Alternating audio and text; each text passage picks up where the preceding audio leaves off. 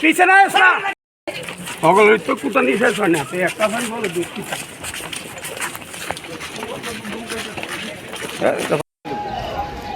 ঠিক আছে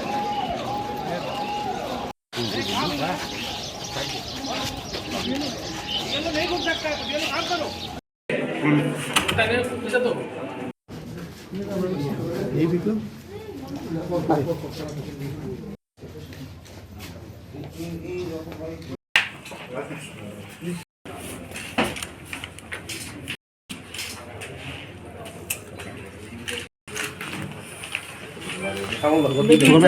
আমরা যে বিচ্ছি তুমি ঢালতে আছো আমারে পিছনের লোক আছে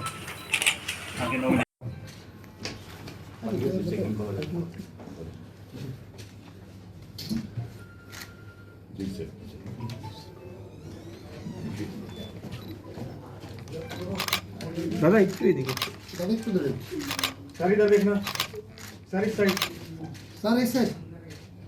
নতুন ভোরের আশায় ত্রিপুরা রাজ্যের মানুষ তাকিয়ে আছেন।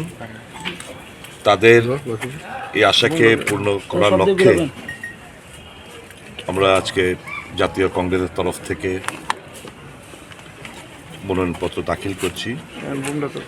আমি 6 আগরতলা বিধানসভা থেকে প্রতিনিধিত্ব আবার পুনরায় করছি।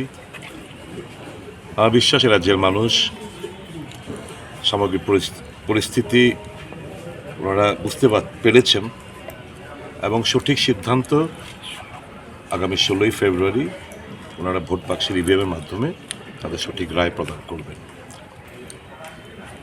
Sir, what will be the challenge for the voters and for the Congress CPM unity? Does it still exist, the Congress CPM unity?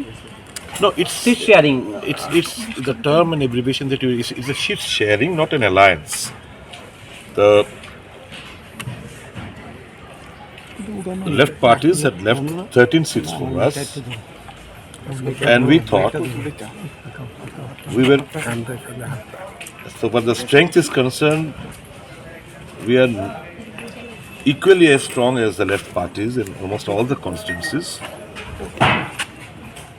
And we thought, and we sacrificed and thought that we should, the ICC also took stock of various inputs from various agencies through our party workers, leaders and various agencies that were deployed, and thought that Congress should fight in minimum 17 seats, for which we have done so, and the list has been announced by the ICC, and we are submitting our candidates accordingly. So, what is the big challenge this time, you believe, for the voter, keeping in view the earlier election that took place under this regime? We believe we have got 100% faith upon the Election Commission of India, and believe that as was assured for a free and fair election to exercise their franchise by the electors, it will be done in accordance.